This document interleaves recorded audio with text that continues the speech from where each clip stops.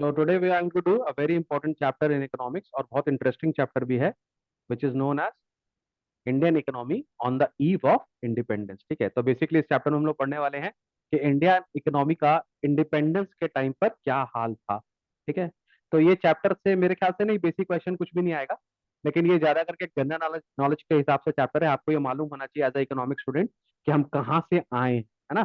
तो ये हमको जानना बहुत जरूरी है। ठीक है, तो सबसे पहला यहाँ पे हम लोग बात करें इंट्रोडक्शन का।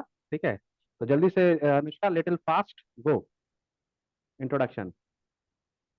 The main objective of this book, Indian Economic Development, is to familiarize you with the basic features of the Indian economy and its process of development. In order to understand the various phases of development, it is important to first look at the state of India's economy prior to, prior to the country's independence and form an idea of the various considerations that shaped India's post-independence development strategy. हाँ, तो यहाँ पे हम लोग basically ये पढ़ने वाले हैं कि जब हम लोग जिस टाइम 1947 में 15 अगस्त में जब हम लोग को इंडिपेंडेंस मिला, तो हमारा क्या पोजीशन था और हम लोग कैसे उस पोजीशन से निकल के ऊपर आए। ठीक है, तो ये हम लोग को पढ़ना है। ओरिजिन ऑफ ब्रिटिश रूल तुम लोग को पता ही है, 1757 में जो लास्ट बैटल उन्होंने जीता था, बैटल ऑफ प्लासी। उसके बाद क्या नाम है, ये कंफर्म हो गया था कि अभी जो इंडिया है वो ब्रिटिश के अंडर में है। ठीक है, उसके बाद उन्होंने पढ़ाई है हिस्ट्री में कि 1857 first war of Indian independence हुआ था, लेकिन 1757 से ब्रिटिश का एक तो रूल इंडिया के ऊपर चल रहा है। 1757 से लेके 1857 तक ईस्ट इंडिया कंपनी था। ईस्ट 1857 के बाद हम लोग डायरेक्टली ब्रिटिश के अंदर में आ गए। ठीक है, now basic purpose of British rule, the main purpose of the British rule in India was to use Indian economy as a feeder economy. बहुत इंपॉर्टेंट बात है, फीडर इकोनॉमी। फीडर इकोनॉमी का क्या मतलब होता है? फीडर इकोनॉमी का मतलब ये हो गया कि हम लोग रॉ मटेरियल सप्लाइंग कंट्री हो जाएंगे। ठीक है, माने ब्रिटिशर लोग क्या करता था, पूरी दुनिया से जहां से उनको सस्ता रॉ मटेरियल मिलता था वो लोग लेते थे। उनके यहाँ पर इंडस्ट्रियल रेवोल्यूशन हुआ था, वो लोग अपनी इंडस्ट्री में यूज करते थे, उसी चीज को फिनिश करते थे और फिर हम लोग को महंगा बेचते थे। मतलब हमसे कॉटन खरीद के, ठीक है, एकदम सस्ते में वो लेकर जाते थे, वहां पर वो लोग कॉटन के कपड़े बनाते थे और फिर हम लोग को कॉटन ही बेचते थे वापस। माने हमारा ही रुपया लेकर उसको कन्वर्ट करके हमारे कॉटन को लेके वो कॉटन की शर्ट बना के हमको वापस बेचते थे। समझ में आ गया? तो सस्ता खरीदते थे और हमको थोड़ा सा महंगा प्रॉफिट में बेचते थे। समझ में आ रहा बात को? तो हम लोग को फीडर इकोनॉमी की तरह यूज किया जाता था। खाली हम लोग को नहीं, जितनों को भी इन्होंने कॉलोनाइज किया है, चाहे वो अफ्रीका हो, चाहे यहाँ हो, चाहे और ज्यादा एशियन कंट्रीज में हो, चाइना को भी इन्होंने किया, ये सबको ये लोग खाली कॉलोनाइज करने की कोशिश यहाँ पर करते हैं। तो फीडर इकोनॉमी की तरह उनको यूज करते हैं। Okay, British colonial rule tempted the Indian economy very treated, ये ऐसा कुछ treated tempered, अच्छा tempered the Indian economy very badly, माने इन्होंने हमारे इकोनॉमी को पूरा बर्बाद करके रख दिया। they exploited India's natural as well as human resource for the glory of their own country। ठीक है, अब हमारा पैसा से अपनी कंट्री का ग्लोरी आज तक ये लोग गाते रहते हैं। Finally after 200 years of British rule, India gained independence from them on 15th August 1947। समझ में आ रही है बात को? तो को पता है, अभी एक तो बंगाल की एक लड़की है, ठीक है, गांव में रहती है बेचारी। मैंने बेचारी तो नहीं है, सी इज वेरी टैलेंटेड और वो डिजाइनर है। ठीक है, तो अभी जो प्रिंस चार्ल्स का कोरोनेशन हुआ है, पता है ना तुमको, अभी वो प्रिंस चार्ल्स राजा बन गया लंदन का, माने इंग्लैंड का। तो उसका जो प्रिंसली ड्रेस है ना, वो बंगाल की एक लड़की ने ड्रेस बना के भेजा है। समझ में आ रहा बात को? माने हमारे यहाँ की एक लड़की ने, बंगाल की एक लड़की ने उनका ड्रेस बनाया है। तो ये जो ड्रेस बनाने की परंपरा है, ये आज से नहीं, ये पहले भी हम करते थे। ठीक है, आज से 200 साल पहले भी हम लोग रॉयल्स लोग के लिए ड्रेसेस बनाते थे। माने इसका मतलब क्या होता है, हमारी कलाकारी बहुत पुरानी है। समझ में आ रही बात को? तो उस टाइम भी हम पैसा कमाते थे इन लोग से, इजंट इट? जब हम इनको ड्रेस बेचेंगे तब तो पैसा लेंगे हम लोग से। वो जो लड़की ने भी उन लोगों के लिए ड्रेस बनाया तो पैसा ली होगी ना, फ्री में थोड़ी ना उसने बना के दिया होगा। अब ब्रिटिश के प्रिंस को देखकर बहुत सारे लोग, जो अभी किंग हो गया, बहुत सारे लोग जो है वो इंडिया से ड्रेस खरीदेंगे, है ना, वो हमारे आर्टिसन लोग से कपड़ा खरीदेंगे, तो हमारा इकोनॉमी तो चलना चाहिए, है कि नहीं? ठीक है, समझ में आ रही बात को? तो ये काम हम पहले भी करते थे। बोलते हैं ना, पूरा world is around goes round ना, what goes around what goes back comes back वाला कहानी है यहाँ पर। तो हम पहले वो काम करते थे, आज हम फिर से वो काम करना चालू कर दिया, पर अब हम पैसा लेंगे, हम उन लोग को छोड़ेंगे नहीं। ठीक है, so in this chapter, we will study a brief introduction of the state of Indian economy prior to independence and just after the attainment of independence. To appreciate the current economic status of India, we should understand the factors that led to the underdevelopment and stagnation of Indian economy. इस chapter में मैं तुमको बता रहा हूँ, economics से ज्यादा ये चैप्टर हिस्ट्री है। ठीक है, और हम लोग को एक्चुअली इस चैप्टर में ये समझना है कि हम लोग ने कहाँ पर गलती की थी, या इनफैक्ट हम लोगों ने गलती नहीं करी थी। गलती हमसे ये हो गई कि कैसे हम किसी को अपने आप को एक्सप्लॉइट करने दिए। अब आने वाले टाइम पे हमको अपने आप को एक्सप्लॉइट होने नहीं देना है। समझ में आ रहा है? तो ये इस चैप्टर में हमको बेसिकली सीखने को मिलेगा। Deepshikha, read from here, low level of economic development under colonial rule. जल्दी, थोड़ा फास्ट फास्ट चलेंगे इस चैप्टर में, पढ़ो।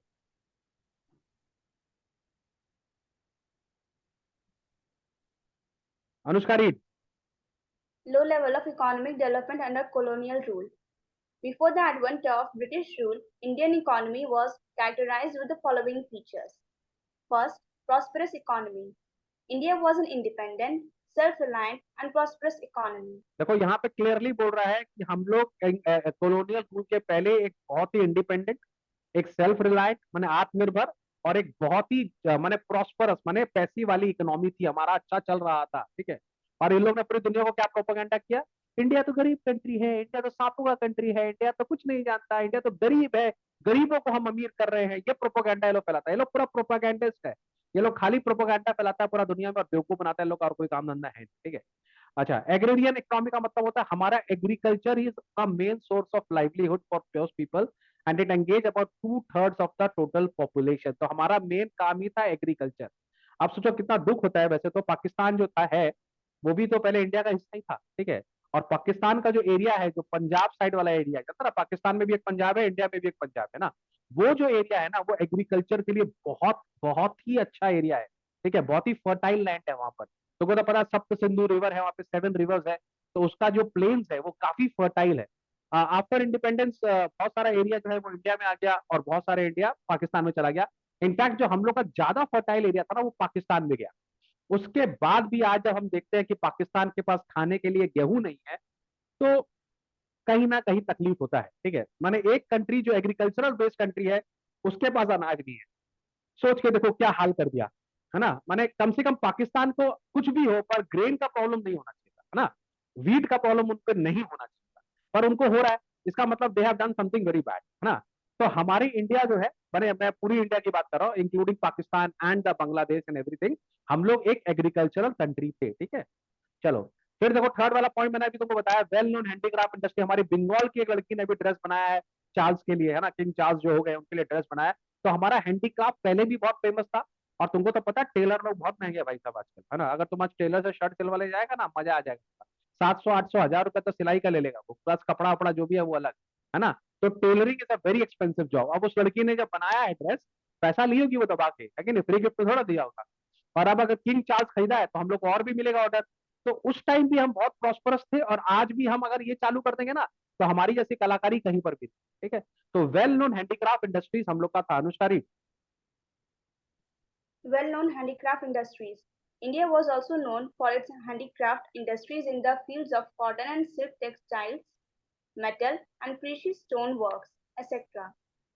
Handicraft products enjoyed a worldwide market due to its reputation of fine quality of material used and the high standards of craftsmanship. हाँ, तो हम लोग मटेरियल भी अच्छा देते थे, और हमारी कलाकारी जो है, क्राफ्ट्समैन तो हमारे पास हमेशा से अच्छे थे ही, ठीक है। चलो एक बार जल्दी से पढ़ लेंगे। Textile industry in Bengal, there please read this box for us फटाफट। Textile industry in Bengal. Muslin, a cotton fabric of plain weave, is a type of cotton textile which had its origin in Bengal, now Bangladesh, specifically in cases in and around Dhaka, spelled as Dhaka during the pre-independence period. Okay, Dhakai muslin has gained worldwide fame as an exquisite type of cotton textile and was exported to Europe, Middle East, and other markets in the 17th and 18th centuries. The finest variety of muslin was called malmal, and foreign travelers also used to refer to it as malmal shahi or malmal khas, implying that it was worn by or fit for the royalty. समझ में आ रहा बात को? तो ये बांग्लादेश चला गया, ठीक है। बहुत सारा जूट इंडस्ट्री बांग्लादेश चला गया, बहुत सारा हमारा एग्रीकल्चर लैंड पाकिस्तान चला गया। लेकिन पहले तो इंडिया में ये सभी थे। तो तुम सोचो अगर हम बांग्लादेश का भी जोड़ ले, पाकिस्तान का भी जोड़ ले, इंडिया का भी जोड़ ले, तो हम लोग क्या इकोनॉमी थे, है ना। तो कितना सारा झूठ ये लोग पूरे दुनिया को फैलाया है, और पूरी दुनिया में ये लोग झूठ बोला। और ये टाइम आ गया है कि हमारे सारे बच्चे जितना है, जब मैं पढ़ाता हूँ तो मैं बोलता हूँ कि हम लोग के संग गलत हुआ है, और हम लोग को इस चीज का, चलो हम लोग उनसे जाके लड़ नहीं रहे, हम लोग उनसे मांग नहीं रहे, लेकिन वो लोग हम लोग को अंडरस्टैंड नहीं कर सकते ना, वो लोग हमारे ऊपर चढ़ नहीं सकते आज के डेट में। अगर कोई हम लोग को दबाने की कोशिश करेगा तो फिर हम चुप नहीं रहेंगे, ठीक है। एक तो तुम्हारा पैसा लेके बैठे हो यार, दे भी नहीं रहे, है कि नहीं। चलो यहाँ से रीड करेंगे। Anushka read, how during the British rule. Yes sir, एक क्वेश्चन का पूछना है हाँ बोलो। कि ऊपर थर्ड 3 पॉइंट्स देखिए, प्रॉस्पेरस इकोनॉमी थी, एग्रेरियन इकोनॉमी भी थी, हम्म एंड हैंडीक्राफ्ट इंडस्ट्रीज भी बहुत थे, हम्म। तो फिर इसके बावजूद भी क्यों ऊपर हेडिंग लिखा है low level of economic development? Under colonial लिखा है बेटा, पूरा पढ़ो ना। बोले वो लोग एक्सप्लॉइट करें, इससे हम लोग तो बहुत डेवलप थे ना। इन लोग से पहले हम लोग डेवलप थे, इन्होंने आके हम लोग को सिस्टमैटिकली बर्बाद कर दिया। तो लो क्यों लिखा है? हाँ, तो इन लोग के अरे टाइम में इकोनॉमिक डेवलपमेंट हुआ नहीं ना। वो तो हेडिंग है लो, लेकिन पैराग्राफ का फर्स्ट लाइन पढ़ना भाई, before the advent of British rule है ना, तो उसके पहले क्या था, फिर उसके उसके अंदर क्या था वो मैंने पढ़ना। इसको मैं ऐसे समझा दे रहा हूँ तो कैसे समझ। फॉर एग्जाम्पल, इसको हम लोग 3 ब्लॉक में ले लेते हैं, ठीक है। इसको ऐसे समझो, ठीक है। इसको हम लोग 3 ब्लॉक में ले लेते हैं, ठीक है। ठीक है, ये 3 ब्लॉक का मतलब ये बिफोर ब्रिटिश, ठीक है, बिफोर ब्रिटिश, ठीक है, at the time of British, and फिर इसको ले लेते हैं आफ्टर ब्रिटिश, ठीक है। माने अभी करंट करंट है ये हम लोग का, ठीक है। तो बिफोर बिफोर ब्रिटिश ना हम लोग वर्ल्ड के सबसे नंबर 1 थे, ठीक है, जीडीपी में। We were the most developed country in the world, we can almost stick our neck out and say 1 नहीं होंगे तो 1 2 3 में थे, टॉप 3 में थे हम लोग, ठीक है। जब ब्रिटिश के टाइम पे आए हम लोग चले गए माइनस में। माने हमारा 26% जीडीपी था, वर्ल्ड का जीडीपी का 26% इंडिया से आता था। जब ब्रिटिश आए थे, कॉलोनियल रूल हो रहा था, हम 1% पे चले गए, माने लेस देन 1% पे चले गए थे, 0 पॉइंट समथिंग हमारा जीडीपी था, ठीक है। और तुम देखो अभी आफ्टर ब्रिटिश 70 साल हुआ ना, 75 साल हुआ हम लोग, अभी हम लोग फिर से 5th लार्जेस्ट इकोनॉमी है वर्ल्ड के, राइट। समझ में आ रहा है। तो इन लोग ने आके 200 साल हमारी बैंड बजाई और हमको नीचे ये लोग करके रखा है, और उसके ऊपर से इन लोग का हिम्मत देखो कि हम लोग को आंख दिखा रहे है ना। पूरा दुनिया प्रोपोगंडा करता है। कल हम देख रहे थे एक जगह कि इंडिया का पासपोर्ट का कोई वैल्यू नहीं है, ठीक है। हम लोग वर्ल्ड में शायद हम लोग का पासपोर्ट का 122 या 23 का वैल्यू है पासपोर्ट का। लोग बोलता है इंडिया कोई कंट्री है, इंडिया में तो सिविल वॉर हो सकता है, इंडिया में तो ये हो सकता है वो हो सकता है। माने सब झूठ। ये लोग 200 साल से झूठ बोल रहा है, झूठ ही झूठ चल रहा है, कोई सच्चाई है ही नहीं, ठीक है। और आज भी इन लोग का जो चार्ज है उसको हमारे कपड़े पहनने हैं। हम तो दबा के पैसा लो इससे बेटा, चाहे उसको तो 10 गुना पैसा लेना चाहिए। समझ में आ गया बात को, अनुष्का, क्लियर। Yes sir. चलो अब इसको तुम रीड करो तो तुमको समझ में आएगा कैसे हम लोग को बर्बाद किया गया, रीड करो। However, during the British rule, the economic policies pursued by the colonial government, British government in India, were concerned more with the protection and promotion of their own economic interests than with the development of the Indian economy. Their policies brought a fundamental change in the structure of Indian economy. Their twofold strategy, discussed later in the chapter under the heading Deindustrialization Decline of Handicraft Industry, transformed the country into a supplier of raw materials and consumer of finished industrial products from Britain. देखो, British अपने अपने लिए बिल्कुल सही था, ठीक है। British ना बिल्कुल अपने लिए सही था। ब्रिटिश को पता था इंडिया हमारा कंट्री नहीं, ठीक है, ये हमारा देश नहीं है, हमको यहाँ से लूटना है। नहीं समझा, उन लोग का वन सेट एजेंडा था कि हमको यहाँ से पैसा लूटना है, इंग्लैंड लेकर जाना। समझ में आ रहा है आपको। उन लोग ने तो हर वो काम किया जिससे वो लोग पैसा लूटेंगे और इंग्लैंड लेकर जाएंगे, ठीक है। तो एक तरह से देखा जाए तो क्या बोला जाएगा, उसको डकैती बोला जाएगा, ठीक है।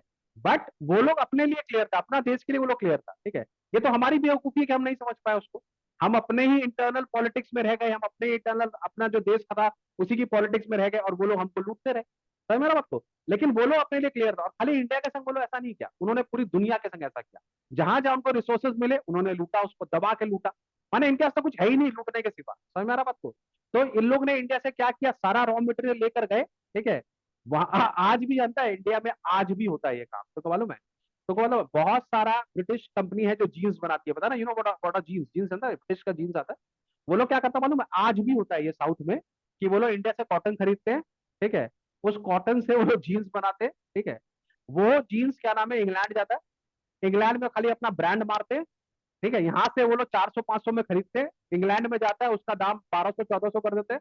वापस आता है वही जीन्स हम लोग 2200 2300 रुपए में खरीदते हैं, सेम जीन्स को। समझ में आ रहा है? खाली उनको ये खाली ब्रिटिश ब्रांडिंग हो जाता है उसके अंदर। ये काम आज भी हो रहा है इंडिया में। समझ में आ रहा है बात को। तो उन्होंने क्या किया, इंडिया से रॉ मटेरियल किया, है ना। जैसे फॉर एग्जाम्पल, पहले तो उन्होंने क्या किया, कॉटन जो था वो इंडिया से एकदम सस्ते में ले लिया, ठीक है। सारा कॉटन लेकर वो चले गए, क्या नाम है, ब्रिटेन, ठीक है। अच्छा, उसके बाद वहां पर इस कॉटन का उन्होंने बनाया शर्ट, ठीक है, और शर्ट बना के वापस इंडिया को बेचा, बोला भैया रेडीमेड है ना, रेडीमेड शर्ट्स है, वेस्टर्न शर्ट है, हम लोग है ना वेस्टर्न कपड़ा पहनेंगे, वेस्टर्न, वेस्टर्न चाहिए, वेस्टर्न ड्रेस, इंडियन नहीं अच्छा लगता वेस्टर्न, तो हम लोग ये वेस्टर्न पहनते हैं। तो ये लोग हमसे जो कॉटन है उसको एकदम सस्ता में खरीदता है, फिर उसको कन्वर्ट करता है और इसको फिर यहाँ पर हम लोग को बेचता है, ठीक है। तो यहाँ से ये हम लोग से एकदम माने, अच्छा कॉटन का जो पहले का है, इतना बदमाश था ये लोग, जो कॉटन का पेमेंट होता था ना, भाई पेमेंट तो करोगे, तुम कॉटन खरीदे हो, है ना, तो इम्पोर्ट एक्सपोर्ट का पेमेंट तो करना पड़ेगा, क्योंकि तुम लोगों ने यहाँ से पैसा लेकर गया। उस पेमेंट से जो इन लोग को इंडिया में करना होता था ना पेमेंट, बोलते थे हम आपकी सेवा करने के लिए हमारे सोल्जर्स रखे हुए हैं, ठीक है, आप लोग को तो कुछ आता नहीं है, तो हम लोग ने अपने गवर्नर जनरल रखे हुए हैं, हमने अपने ऑफिसर रखे हैं, हम उनको सैलरी सैलरी दे रहे हैं। तो माने instead of paying us the cotton money, वो लोग हमारे को बोलते थे कि हम आपकी सुरक्षा के लिए जो आए हैं ना, governor general Lord William Bentinck, Lord Dalhousie, इनकी सैलरी भी तो देनी पड़ेगी, क्योंकि ये इंडिया को डेवलप कर रहे हैं, इंडिया के लिए हम भेज रहे हैं, समझ में आपको। तो वो पैसे से भी ये लोग अपने ही ऑफिसर को पेमेंट करते थे, तो हमारे हाथ कुछ नहीं आता था, समझ में आ रही है बात को। इसी के लिए तो वो है थ्योरी ड्रेन ऑफ वेल्थ, समझ में आ रही बात। चलो दादा आगे, आगे हम लोग उसको पढ़ेंगे। Deepika, are you ready to read? इसका आवाज ही नहीं आ रहा है। चलो अनुष्का रीड, लो गर्व read, low level of income and per capita income, गर्व। The economic condition of a nation can be judged with the data of national income and per capita income. However, no sincere attempt was made by the British government to estimate India's national and per capita income. Some individual attempts were made by experts like Dadabhai Naroji, William Digby, Finlay Siraj, Shisha, whatever, Siraj, Siraj, V. Siraj. Shiraz, V.K.R.V. Rao, and R.C. Desai.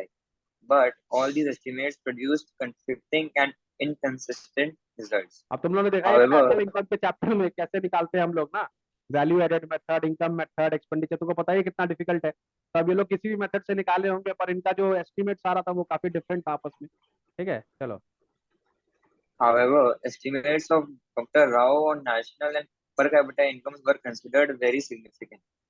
चलो, Most of the studies revealed that countries' growth of aggregate real output during the first half of the 20th century was less than 2%, and only 0.5% growth in per capita output per year.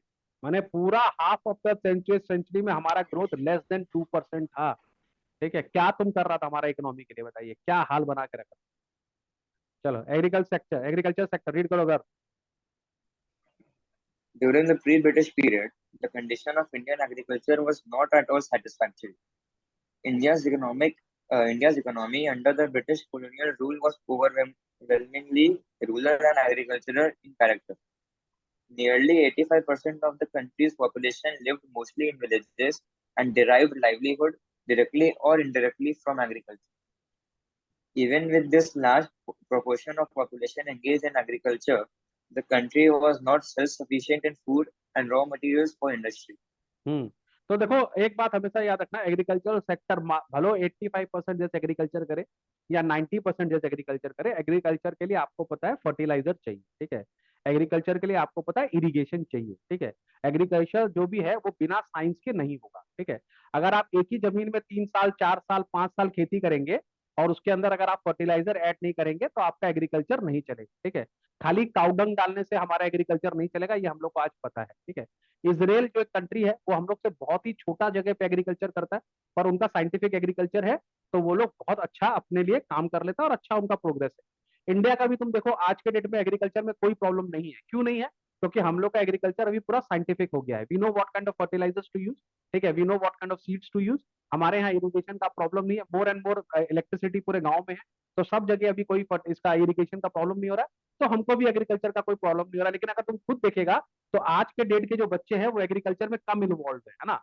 आजकल बच्चे पढ़ रहे हैं तो खेती कौन कर रहा है, पहले तो हमारा 70% 80% पीपल लोग एग्रीकल्चर करते थे, लेकिन आजकल तो नहीं करते। आजकल जो यंग बच्चे हैं वो तो आईआईटी कर रहे हैं, ठीक है, वो तो अपना एग्जाम दे रहे हैं, तो वो थोड़ा खेती कर रहे हैं। लेकिन फिर भी हमको खेती का प्रॉब्लम नहीं हो रहा है, क्योंकि हम मॉडर्नाइजेशन में आ गए, हमारे पास मॉडर्न टूल्स है, ठीक है। अंग्रेजों ने क्या किया, अंग्रेजों ने हमारे एग्रीकल्चर को डेवलप करने के लिए कुछ नहीं किया, उल्टा वो लोग को खाली यही मतलब था कि भाई जितना आ रहा है पैसा लूट के लेकर जाओ, माने कुछ वो लोग डेवलपमेंट पे पैसा लगाए ही नहीं थे, इंफ्रास्ट्रक्चर पे कुछ खर्चा उन्होंने किया ही नहीं। जो इंफ्रास्ट्रक्चर उन्होंने बनाया और जो दुनिया को दिखाते हैं, फॉर एग्जाम्पल रेलवे, वो बोलते हैं हम लोग रेलवे बनाए, रेलवे सिर्फ वो लोग इसके लिए बनाए थे कि जो हमारे जंगलों से लकड़ी काटते थे वो लोग ट्रांसपोर्ट करके इंग्लैंड ले जा सके, समझा। जितना भी रेल लाइन बनाया वो लोग, वो कनेक्टिविटी के लिए बनाया था, अंडरस्टूड। जितना भी एजुकेशन वो लोग ने दिया, वो इसके लिए दिया कि हमारे जो लोग हैं वो क्लर्क बने, और वो लोग काउंट करें कि कितना पेड़ काटा है, वो लोग उसको हिसाब लिख सके, 100 पेड़ काटा, 200 पेड़ काटा, 300 पेड़ काटा, बस। उनका कोई मकसद नहीं था हमको एजुकेशन देने का। वो तो अलग बात है कि हमारे जो राजा लोग थे उनके बच्चे बहुत, मैंने पैसा था उनके पास बहुत सारा, और वो लोग अपने बच्चों को लंदन भेज दिए, वो लोग कभी थोड़ा, लंदन इंडिया ही हो गया, फिर एक ही कंट्री हो गई, तो वो लोग ने अपने बच्चों को लंदन भेज दिया, तो वो लोग वहां से पढ़ कर आए, तब उन्होंने इंडिया को बचाया। समझ में आ गया बात? तो खाली यही बात है। माने अमीर के बच्चे जो थे ना, माने सीधी सी कहानी है कि जो भी उस टाइम के लोग जो थोड़े से अपर मिडिल क्लास या मिडिल क्लास, जो जिनके पास पैसे थे, उनके बच्चे जो इंग्लैंड गए पढ़ कर आए, फिर उन्होंने इंडिया को रिवाइव किया। इंडिया में कोई एजुकेशन नहीं हुआ था, और उन लोग ने ही आकर यहाँ पर इंडियन स्कूल्स खोले ना, बहुत सारे हमारे जैसे तुम देखेगा, बहुत सारे इंडियन जो नेशनलिस्ट है उन्होंने यहाँ पे स्कूल खोला, जिससे हमको आज एजुकेशन मिल रहा है, ठीक है। चलो, main reason for stagnation in agriculture sector मैंने तुमको बता ही दिया, लेकिन फिर से हम लोग देख लेते हैं कि हमारे क्या क्या प्रॉब्लम था जिसका फायदा अंग्रेजों ने उठाया। सबसे पहले बात करेंगे लैंड सेटलमेंट सिस्टम का, Anushka read। Land settlement system. The most important reason for stagnation in agriculture sector was the introduction of zamindari system by the colonial government. Under this system, profits accruing out of the agricultural sector went to the zamindars in the form of lagan. The main interest of the zamindars was only to collect lagan, regardless of the economic condition of the cultivator. The dates for depositing specified sums of lagan to British government were also fixed, failing which the zamindars were to lose their rights. The zamindars and the colonial government did nothing to improve the condition of the agriculture. देखो, ये हम तुमको समझा दे रहे हैं, अंग्रेज बहुत चालू था, ठीक है। अंग्रेज ने क्या किया, मान लो ये एक गांव है, एक एरिया है, ठीक है। इस एरिया का उन्होंने कैलकुलेशन किया कितना लैंड है, ठीक है, और उन्होंने यहाँ का एक रेवेन्यू फिक्स कर दिया, ठीक है। माने यहाँ का रेवेन्यू फिक्स कर दिया कि हमको यहाँ से 5 लाख रुपया चाहिए, ठीक है, महीना का। सपोज, हाइपोथेटिकली बता रहा हूँ, 5 लाख रुपया सपोज हमको इस एरिया से चाहिए, ठीक है। वो लोग यहाँ पर एक जमींदार को नियुक्त कर देते थे, अपॉइंट कर देते थे। फॉर एग्जाम्पल, गर्व को इन्होंने बोला, गर्व तू पैसा वाला पार्टी है, ठीक है, तेरा काम है, हमको 5 लाख रुपया इस एरिया से चाहिए, ठीक है। अब गर्व क्या करता था, उसको यहाँ से जाकर सबसे पैसा कलेक्ट करना है, ठीक है। ये इनका कलेक्टिंग ऑफिसर हो गया। अब गर्व यहाँ से 6 लाख कमाए, 7 लाख कमाए या 4 लाख कमाए, वो ब्रिटिश गवर्नमेंट का कोई लेना देना उससे नहीं है, ठीक है। अगर गर्व यहाँ पे 6 लाख रुपीज रेवेन्यू कमाता है, तो गर्व क्या करेगा, 5 लाख रुपीज ब्रिटिश गवर्नमेंट को देगा, और 1 लाख रुपया गर्व का इनकम हो जाएगा। समझ में आ गया? अगर गर्व यहाँ से 4 लाख रुपीज कमाता है, तो उसको 1 लाख रुपया अपने पॉकेट से देना पड़ेगा ब्रिटिश गवर्नमेंट को। ब्रिटिश गवर्नमेंट को मतलब नहीं है, उसको 5 लाख रुपया चाहिए, मैंने 5 लाख रुपया चाहिए। समझ में आ गया? ऐसा तुम देख सकता है, अभी भी तुम देखिएगा हम लोग के जो मैंने बहुत सारे सिटीज में देखिएगा, पार्किंग का एरिया होता है ना, वहां पर भी पैसा फिक्स रहता है कि इतना रुपया वहां का देना पड़ेगा लोकल एडमिनिस्ट्रेटर को, ठीक है। उसके ऊपर कमाता तो वो पार्किंग वाले का, नीचे कमाता तो पार्किंग वाले के पॉकेट से लगेगा, और अगर वो नहीं दे पाता तो उसको हटा के किसी और को, फॉर एग्जाम्पल अनुष्का को दे दिया जाएगा। अगर घर बोलेगा 1 लाख रुपया नहीं है तो अनुष्का को दे दे, ठीक है। लेकिन जनरली जो जमींदार होते थे वो पैसे वाले घरों के लिए होते थे, तो वो लोग कभी कभी अपने पॉकेट से पैसा भर देते, ठीक है। अब देखो यहाँ पे क्या हो रहा है, मान लो यहाँ पर एक छोटा फार्मर है, ठीक है, ये बोल रहा है सर मेरे पास पैसे नहीं है, ये बोल रहा है मेरे पास पैसे नहीं है, ये बोल रहा है मेरे पास पैसे नहीं है, ये बोल रहा है मेरे पास पैसे नहीं है, ये बोल रहा है मेरे पास पैसे नहीं है, ठीक है। तो जमींदार का मान लो, सपोज कर लो 1 लाख रुपया शॉर्ट है जमींदार, ठीक है। तो जमींदार क्या करता था, वो पैसा अपनी जेब से भर देता था अंग्रेज को, लेकिन फिर इनके ऊपर इंटरेस्ट और इनके ऊपर लोन लगाना चालू करता था, ठीक है। फिर वो इनको एक्सप्लॉइट करना चालू करता था, लेकिन जमींदार को नुकसान नहीं होता था, क्योंकि उसका जो रेवेन्यू कलेक्शन था वो बहुत ज्यादा था, ठीक है। माने वो 5 लाख से बहुत ज्यादा रुपया कमाता था, 7 लाख, 8 लाख, 10 लाख रुपया कमाता था। और ये लोग जो पैसा नहीं दे पाते थे ना, इन लोग को भी डायरेक्टली लूटता था। तो ये आस्ते आस्ते ये फार्मर्स बेचारे परेशान हुए जा रहे हैं, गरीब से और गरीब हुए जा रहे हैं। जमींदार को पैसा मिल रहा है और अंग्रेज को क्या लेना है, वो तो 5 लाख रुपए लेगा, अपना चला जाए। तो ये लोग कभी भी एग्रीकल्चर और फार्मर के बारे में कुछ नहीं सोचते थे, फार्मर मरे हमारे क्या जा रहा है, हमको क्यों इंप्रूवमेंट करना है। समझ में आ रही है बात को?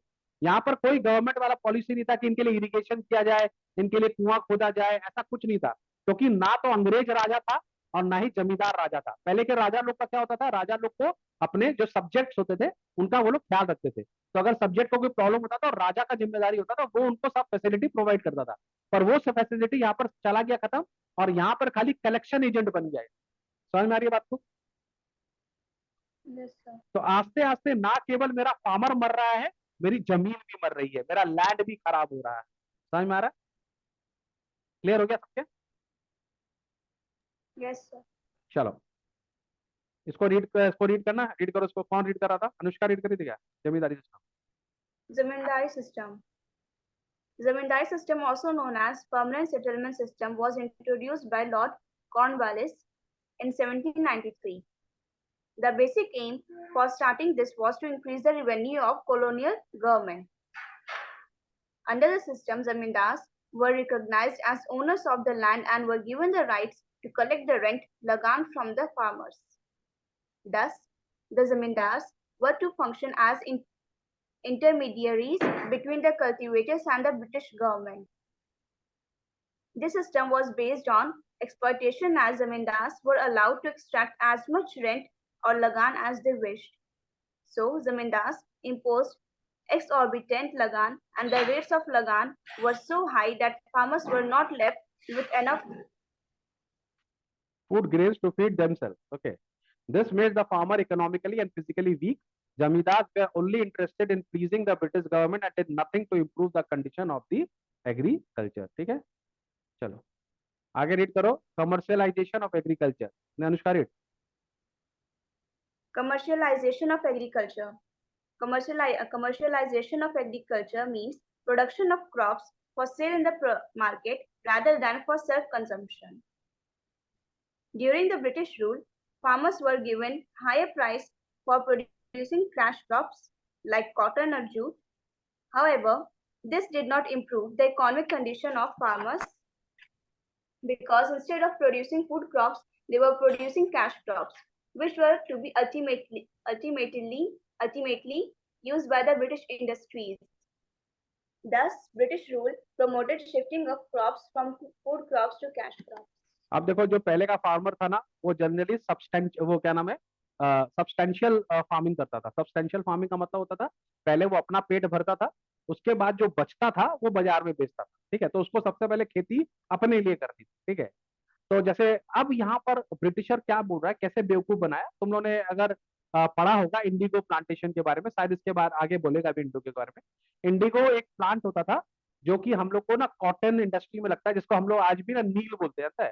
कॉटन कपड़ा में हम लोग वो नील नील डालते हैं ना, एक बूंद दो बूंद, जिससे थोड़ा सा ब्लूइश व्हाइट हो जाता है वो, और ज्यादा सफेद दिखता है। ठीक है, तो वो इंडिगो जो प्लांट होता था उससे वो नील बनती थी। ठीक है, अच्छा उसके संग प्रॉब्लम क्या था इंडिगो के साथ, अगर तुमने कहीं पर अपने अपने फार्म में अगर एक बार इंडिगो लगा दिया, तो वो आपका जो खेत है ना वो पूरा खराब हो जाएगा, आप दोबारा उसमें कोई कल्टीवेशन नहीं कर पाएंगे। ठीक है, तो ब्रिटिशर्स लोग क्योंकि एक अपना इंडस्ट्रियल अपना कॉटन इंडस्ट्री लगा के रखा था वो लोग, तो उनको बहुत ज्यादा क्वांटिटी में इंडिगो चाहिए था। तो उन्होंने सब फार्मर्स को बोला कि अगर आप लोग इंडिगो का वहां पे उगाओगे तो हम आपको ज्यादा पैसे देंगे। ठीक है, तो बहुत सारे फार्मर लालच में आ गए, और अंग्रेज लोग ने क्या किया, उनसे 1 ईयर इंडिगो लगवा दी। ठीक है, फिर अचानक क्या हुआ कि इंडिया में करवाने के बाद अफ्रीका में उन्होंने इंडिगो उगाना चालू किया, और वहां से उनका इंडिगो का जो रिक्वायरमेंट था वो पूरा हो रहा था अफ्रीका से। ठीक है, तो उन्होंने इंडियन फार्मर्स को बोला कि अब हमको तुम्हारा नहीं चाहिए। अब तुम सोचो, उसका तो खेत बर्बाद हो गया ना, उसने तो 1 साल लगा लिया इंडिगो। 1 साल लगाने का मतलब क्या हो गया कि अब उसका और कोई कल्टीवेशन होगा ही नहीं। तो इस हिसाब से जितने भी फार्मर्स थे उनके सारे के सारे जो फार्म्स है वो खराब हो गए। ठीक है, और फिर नेक्स्ट ईयर से जब उनके पास कुछ नहीं था, उनको जबरदस्ती इंडिगो लगाना था, और अंग्रेज लोग को इंडिगो नहीं चाहिए था, तो उन्होंने उतना रेट भी नहीं दिया और इंडिया को और ज्यादा बर्बाद किया, और कम रेट में इंडिगो उन्होंने इंडिया से खरीदा। तो इस तरह का डायरेक्ट एक्सप्लॉइटेशन उन्होंने यहाँ पर किया है। ठीक है, इनका कोई कैरेक्टर नहीं है बॉस, मैं तुमको बता रहा हूँ, कोई भी कैरेक्टर नहीं है इनका। ये जितनी बड़ी बड़ी बातें करते हैं ना, और जितना जिस तरह से बात करते हैं, एक नंबर के धोखेबाज लोग हैं। और तुम देख लो अभी भी यूक्रेन के संग इन लोगों ने क्या किया है ना, किसी का कोई भरोसा इन लोग का है नहीं। ये लोग खाली बड़ी बड़ी बात करते हैं, कोई एक पैसा का इन लोग को भरोसा करने लायक नहीं है। बात ऐसे करेंगे, अगर सोचेंगे hello girl, where are you from, what have you been doing so long, hello mister Vanishka Gupta, how do you do, इस तरह से बात करते ऐसे लगता है कि मैंने भगवान का ये लोग एजेंट है। ऐसे बात करेगा, चढ़ के बात करता है लोग, पर इनके कोई भी बात का वैल्यू नहीं है। समझ में आ गया? महात्मा गांधी ने बहुत झगड़ा किया इंडिगो प्लांटेशन के लिए, तुम लोगों ने पढ़ा होगा शायद। 1916 में जब महात्मा गांधी आए तो उन्होंने, तुम लोग का अभी सीबीएसई में एक तो चैप्टर भी है इंडिगो, ठीक है, जो इंग्लिश का, वो हम लोग पढ़ेंगे अभी इंग्लिश का चैप्टर। वो पूरा इंडिगो के ऊपर में है, उसके ऊपर महात्मा गांधी ने किस तरह से इंडिगो प्लांटेशन के लिए लड़ाई की थी, ठीक है, और इनसे पैसा दिलवाया था इन लोग को। लेकिन वो एक या दो जगह था, पर इन्होंने ओवरऑल एक्सप्लॉइट किया, कमर्शियलाइज कर दिया क्रॉप को, ठीक है। अब ये लोग ना घर के ना ही ना घाट के ना अपने घर के लिए कुछ एग्रीकल्चर कर पा रहे हैं, और ना अंग्रेज ब्रिटिशर इनसे सामान खरीद रहा है। समझ में आ रहा बात को? चलो इसको जल्दी जल्दी रीड कर लो। कौन रीड कर रहा था? गर्व रीड कर रहा था कि अनुष्का? हम read कर रहे थे। करो जल्दी करो, जल्दी थोड़ा थोड़ा फास्ट चलो, मजा आना चाहिए, थोड़ा बोरिंग चैप्टर है, जल्दी जल्दी पढ़ेंगे, चलो। Commercialization of agriculture resulted in famines. During the British rule, agriculture was commercialized to cater to the needs of British industries for necessary raw materials. The British industrialists were always in need of raw materials like cotton, jute, groundnut, sugarcane, etc. to keep their factories running. By offering high prices, they attracted Indian peasants to produce commercial crops instead of food crops. The extent of commercial agriculture went so far as to make many peasants purchase their food requirements from shops in towns. Commercialization of Indian agriculture adversely affected the self-sufficiency of village economies in India. This fall in production of food crops was responsible for frequent famines in India during the British days. Obviously ना, cotton उगा के हम खा तो सकते नहीं है cotton, sugar cane उगा के हम शुगर केन का आटा तो लगा नहीं सकते, है कि नहीं? तो हमको खाने के लिए भी नहीं बचा, और इतना पैसा ये लोग देते नहीं थे कि हम दूसरा खरीद सके food crop.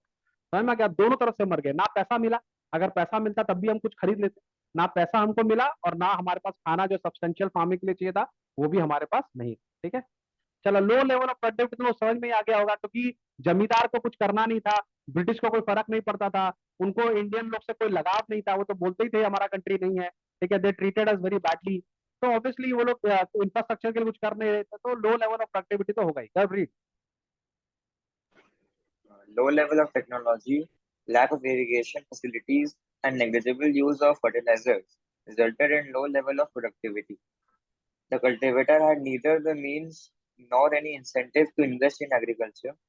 The zamindar had no roots in the villages, while the British rule spent little on agriculture, technical, and mass education.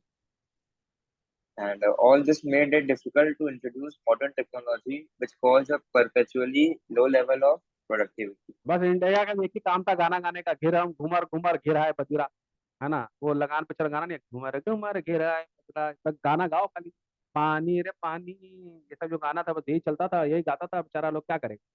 चलो, स्कार्सिटी ऑफ इन्वेस्टमेंट, रीड कर फटाफट।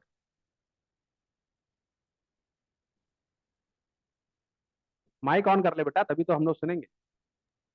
And India's agriculture was facing scarcity of investment in terracing, flood control, and drainage.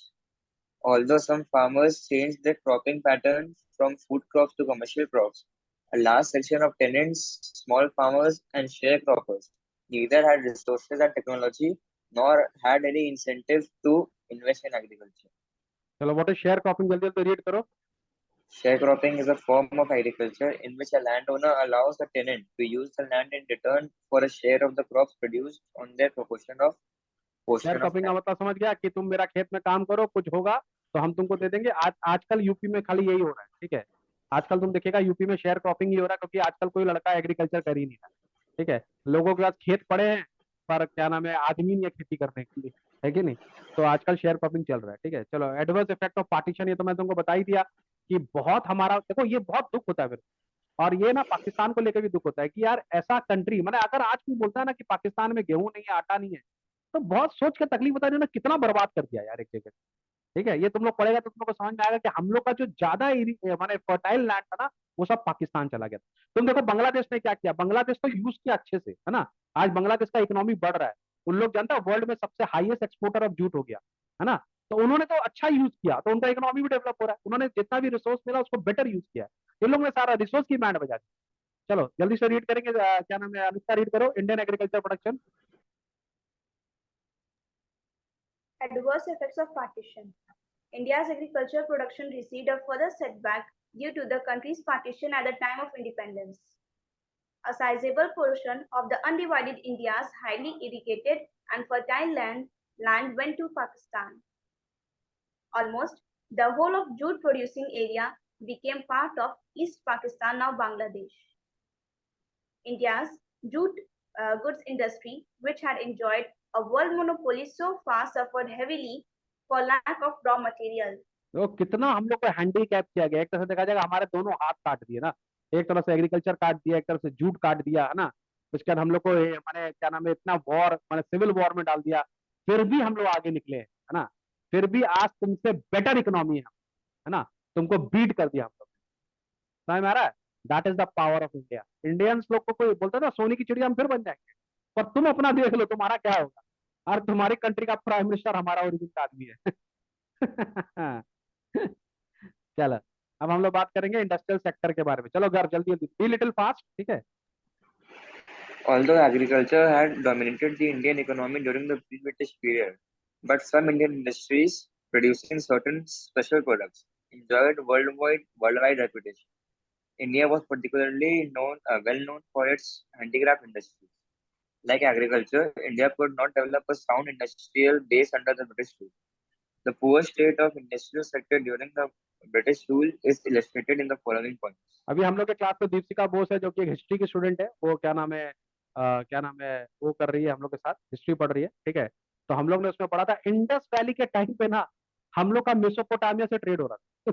Indus valley के time पर, है ना। Indus valley के time पर हम लोग पूरी दुनिया से ना जेम्स मंगा रहे थे, ठीक है, जिससे हम लोग अपना काम कर रहे थे। मैंने 5,000 7,000 साल पहले हमारे यहाँ ग्लोबलाइजेशन चल रहा था भाई साहब, ठीक है।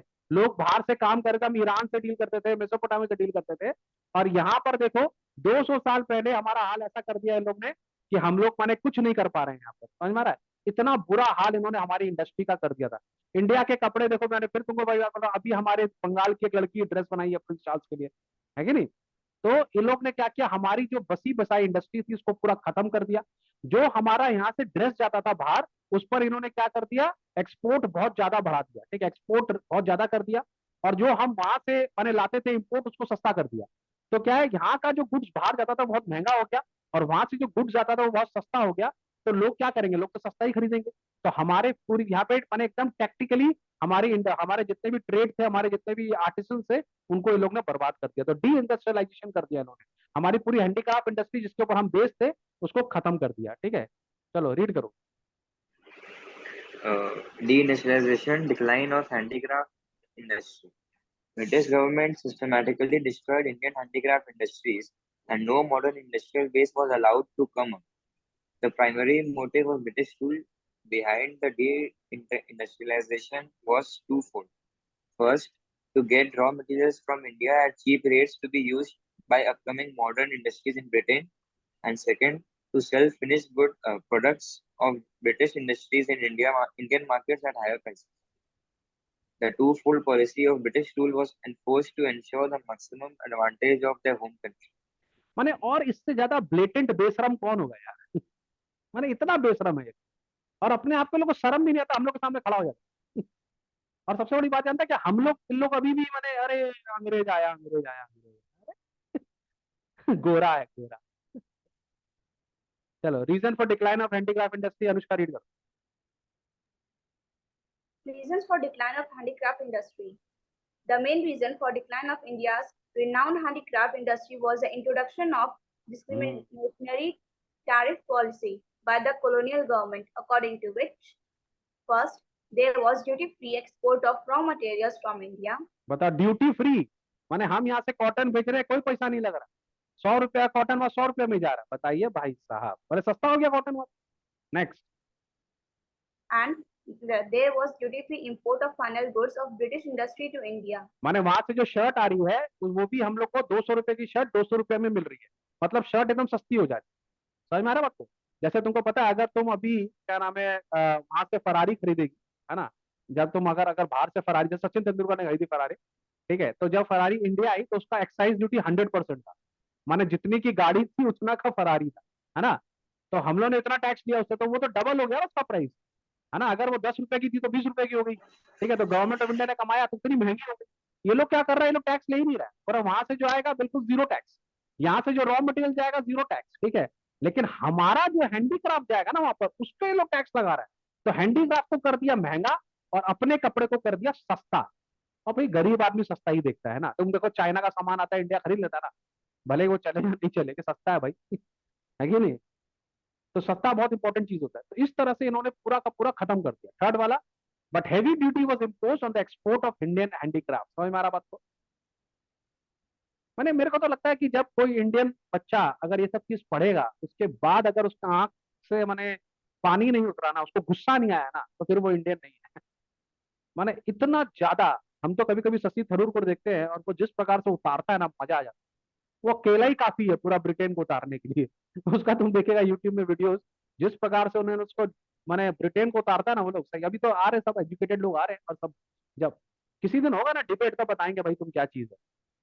माने दीज पीपल ना, they don't have any characters. ये लोग इतना गंदा लोग है ना, आई कांट। चलो, एडवर्स इफेक्ट ऑफ डिक्लाइन, माने हम लोग के लोग, तुम जानता है सब लोग बोलता है, ये लोग नहीं बोलता है।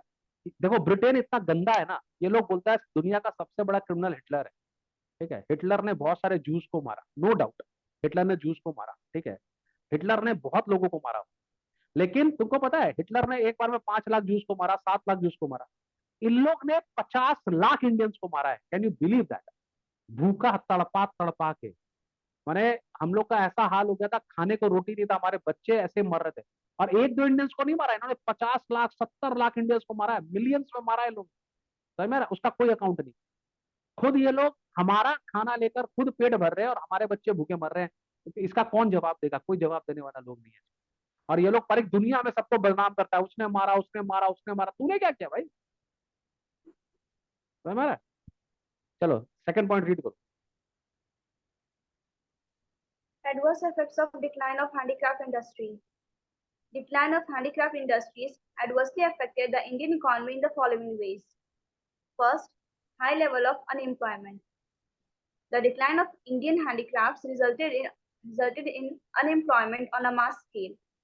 The displaced artisans were forced to take up agriculture for their livelihood. This increased the burden of population on villages and overcrowding in agriculture. समझ में आ Second, गया? Number 2। import of finished goods. The Indian-made goods could not withstand the foreign competition of machine-made cheap goods. It resulted in the new demand in Indian consumer market, which was not fulfilled through locally made goods. Rather, this demand was profitably met by increasing imports of manufactured goods from Britain. देखो ये तो आज भी हो रहा है ना। हमारे जो टेलर है बेचारे, तुम देखो हम लोग का अभी इंडिया का टेलर का क्या है। उनके पास एक छोटी सी दुकान है ना, पुरानी सी दुकान है, उसमें एक पंखा चल रहा है। उस पर वो लोग शर्ट बना रहे हैं, पैंट बना रहे हैं, ठीक है। क्योंकि बहुत महंगा होता है ना। आज अगर तुम टेलर के पास शर्ट बनाने जाएगा, तो कम से कम एक शर्ट का दाम 2,000 रुपया करीब तुमको एक शर्ट का दाम पड़ेगा आज के रेट में ना। और अगर वही तुम रेडीमेड शर्ट खरीदने जाओ, ठीक है, तो वो तुमको 499, 599, 799, है ना, 1499 में दो के संग एक फ्री, है ना, ये सब ऑफर में मिल जाता है। तो ऑब्वियसली सस्ता पड़ता है ना। जहां पर तुम एक शर्ट बना रहा है, वहां तुमको 3 शर्ट मिल जाएगा, ठीक है।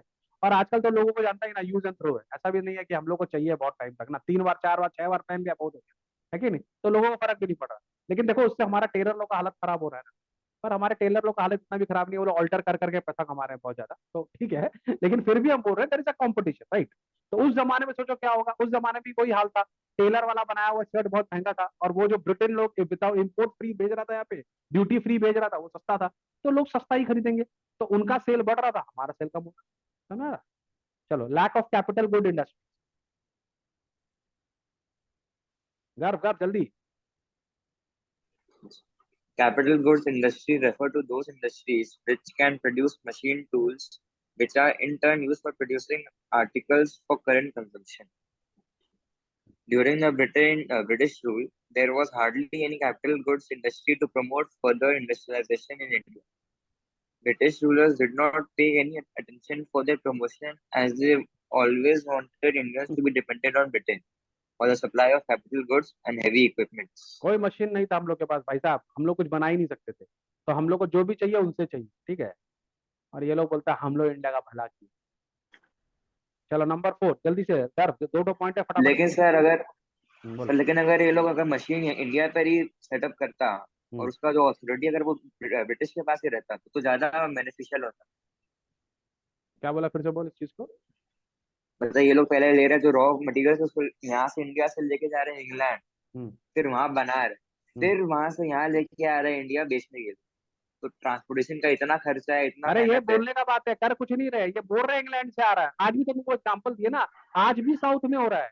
ये हमारा कॉटन लेके यही चीज बना रहे हैं, और उसपे माने यहीं पे ब्रांड मार रहे हैं कि इंग्लैंड से आया, और हमको बोल रहे हैं कि जाके इंग्लैंड से आया है। बन रहा है इंडिया में, ये खाली ब्रांडिंग कर रहे हैं अपना, जो तुम बोल रहा है। समझ में आ रही बात को? माने ये वो तो क्या, अभी का बात है। वो पहले भी यही करते थे। मतलब पहले तो सर इंग्लैंड जाता ही था, नहीं लेकिन नहीं सारा मशीन से इंग्लैंड नहीं था, हाँ यहाँ तो कहाँ पहले, था। हाँ तो वो, लेकिन फिर भी सस्ता पड़ता था उस टाइम, स्टार्टिंग में तो यही किया इन्होंने, हाँ, सस्ता पड़ता था इन लोग, सही बात है। है ना? नहीं समझा तो? अरे पता जब नहीं। तुमको कोई चीज फ्री में मिल रहा है, ये लोग पैसा ही नहीं देता था कॉटन का यार। वो चलो लास्ट पॉइंट जल्दी से रीड करेंगे आज का। low contribution to GDP.